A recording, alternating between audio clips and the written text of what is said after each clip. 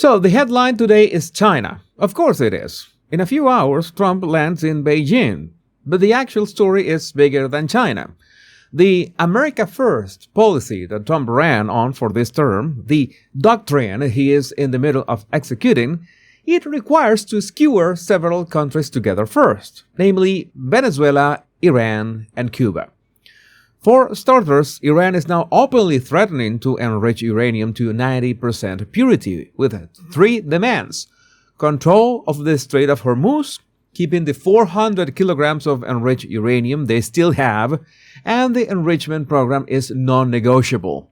And then this morning at 7:52 a.m. Eastern Time, before boarding Air Force One, Trump posted that, quote, "No Republican has ever spoken to me about Cuba, which is a failed country and only heading in one direction, down. Cuba is asking for help, and we are going to talk." End of quote. So I told you that Cuba would be next. I said it back in March, and I said it yesterday. And there it is on Trump's official feed, posted from the tarmac on the way to Beijing. But why Cuba exactly? So the mainstream media are calling the Cuba thing a distraction. They are saying Trump is all over the place. They are saying the Beijing trip is going to fail and he's reaching for any soft target he can find. The manipulation tactic is called misdirection, which is just to cover the smaller story so loud you hope no one connects it to the bigger one. So let me connect it for you. Just remember that I have a blog where I go deeper into geopolitics, international markets, and the race for AI compute supremacy, thepowerpundit.com. I can say things there that I can't say anywhere else. Link in the description. But so, Cuba. Cuba is not a sideshow. Cuba sits at the confluence of three bodies of water: the Atlantic Ocean, the Gulf of America, and the Caribbean Sea. Cuba commands the Yucatan Channel and the Straits of Florida. Those two passages are the energy and trade lifelines coming out of the American Gulf Coast. A lot of American oil, American grain, and American cargo, American everything passes within a few miles of Cuban beaches every single day. So Cuba is the first security perimeter of the United States. That is why every time a Russian nuclear-powered submarine pulls into Havana Harbor on what the press release calls a courtesy visit, the people who pay attention to these things in Washington have to stop mid-launch and start making phone calls. Cuba has also been the ideological hub of the Western Hemisphere for 67 years. Every left-wing movement in Latin America from the 1960s onward had Havana as the spiritual capital. The Castro brothers exported revolution the way Apple exports iPhones. And believe it or not, there are still Castro apologists walking around American campuses pretending the regime is some misunderstood paradise. And you might have seen the videos. American influencers flying down to Havana, staying in the five-star hotels with the full air conditioning and the full electricity, posting their glamour shots from the rooftop pool while the rest of the island sits in a blackout. People dying in the hospitals because the dialysis machines are off. That is what the revolution looks like in 2026. So when Trump posts this morning that Cuba is asking for help, that is a regime that used to be funded, literally funded, by Venezuela's oil. But you might have heard that there's a new boss in town in my country, Venezuela, and it is not exactly Delcy Rodriguez. No, Delcy is not in charge, at least not in the energy and business sector, so that's why Cuba is collapsing so fast. No more blank checks from Caracas. Now, Caracas was not only Havana's benefactor because Tehran is also in the mix. And here's the part most Americans have never been told about Venezuela and Iran. The two countries are not just diplomatically friendly. They have been running a joint operation in the Western Hemisphere for almost 2 decades. Margarita Island, which used to be a literal paradise on earth, I don't advise visiting it right now. It's an island off the Venezuelan coast and is a duty-free zone full of cash-heavy businesses. Hezbollah, which is Iran's primary proxy, has used Margarita Island for years as a money laundering and training hub. Not symbolically, not actually. Cocaine money, gold, remittances, all flowing through Venezuelan businesses, with attacks going back to Hezbollah to fund operations from Beirut to Buenos Aires. So the man who allegedly ran this for the Maduro regime is named Tarek El Aissami.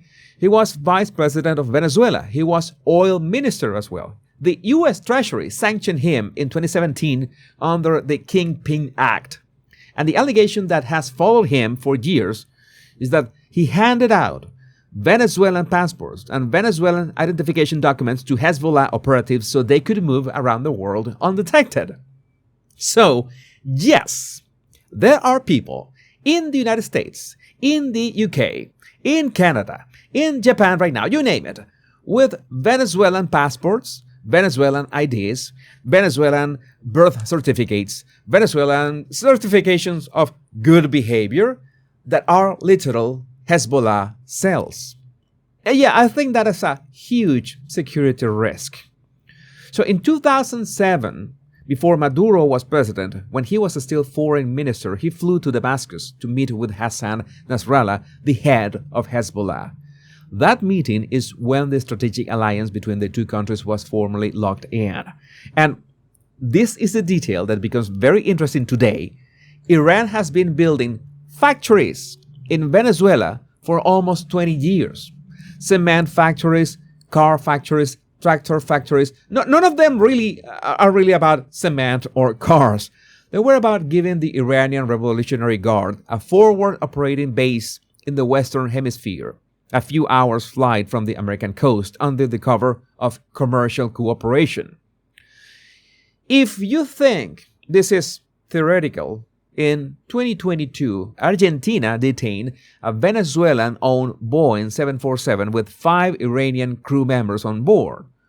One of them was a known Iranian Revolutionary Guard commander. The plane had been moving back and forth between Caracas and Tehran. That is a literal, actual, real customs report.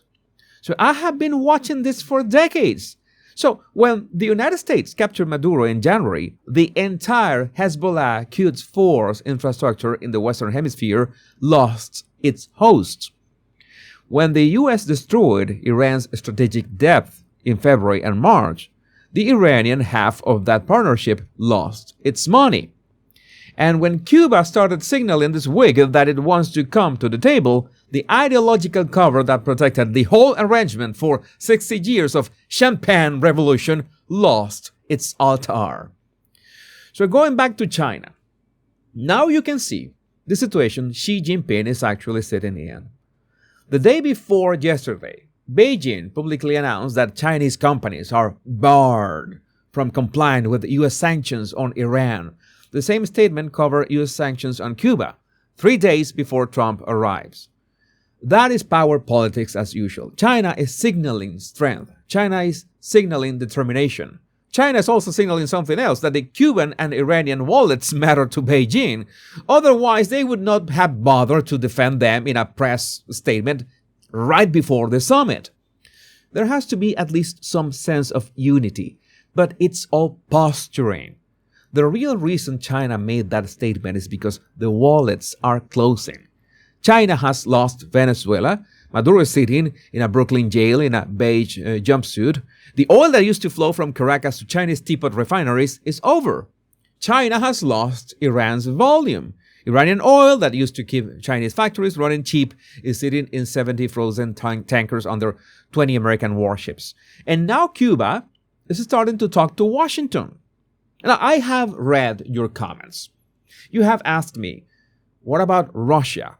Well, Russia is helping Iran resupply through the Caspian Sea. And yes, China itself is helping Iran resupply through rail links. Neither one is doing it out of brotherly love. Russia is doing it because Putin needs the leverage and the cash. China is doing it because every barrel of Iranian oil China can squeeze through the cracks of the blockade is a barrel of inflation China does not have to swallow at home. So what you're looking at is not the new axis of authoritarianism the major networks keep describing.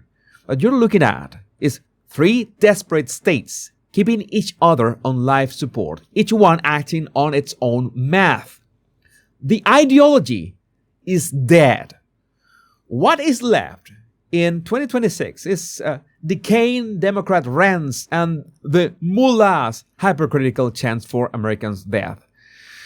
China understands this. China stopped pretending years ago. China is not coming to the table this week to defend Marxist-Leninist solidarity with Cuba or Venezuela or much less Tehran. China is coming to the table because the numbers do not work anymore. And the numbers do not work because of every action that Trump has taken through this second term, and Xi knows it.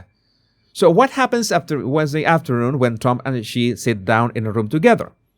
Reports this morning are saying that one of the items on the table is a Chinese investment package up to $1 trillion with a T for Chinese companies to build factories on American soil. That number is being floated by the Chinese side, not confirmed by the White House. So take it with the appropriate grain of salt. But the direction of the conversation is real. Now, let me say what every honest Trump voter is going to say in their head when they hear that. Wait a minute. Chinese factories on American soil? With Chinese managers? Chinese supply chains? Chinese, let us call them business representatives walking around Ohio and Michigan and Texas? That is the midterm tension right there. That is the honest part of this deal. A lot of people who voted for America First are not going to love the idea of welcoming the same country they have been worried about for 15 years to build big plants on this side of the Pacific. And those concerns are not crazy. There was a California mayor recently prosecuted for exactly the kind of thing those voters are worried about. For spying, like Cold War era spying. But here's the other side of that math. Americans buy a tremendous amount of Chinese-made consumer goods today. The Temu boxes, the Shein dresses, the cheap electronics, the phone cases, everything. If even a slice of that production moves from Shenzhen to Ohio, that is American jobs. That is American steel in the buildings. That is American workers learning manufacturing skills that were exported out of the country starting in the late 1990s. So America First does not mean America cut off from everyone else. America First means America at the head of the table when the table is the entire world. Because that is the current reality. America trades with the entire world. America has to deal with the entire world.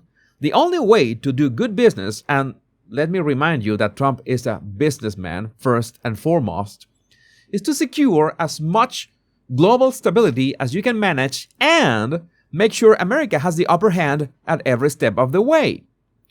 The operation in Venezuela, the war in Iran, the Panama Canal renegotiation, the treaty with the Philippines, the Cuba opening this morning, every one of those moves was about putting China at a slight disadvantage so that when this conversation in Beijing finally happened, the Don would walk in with the upper hand.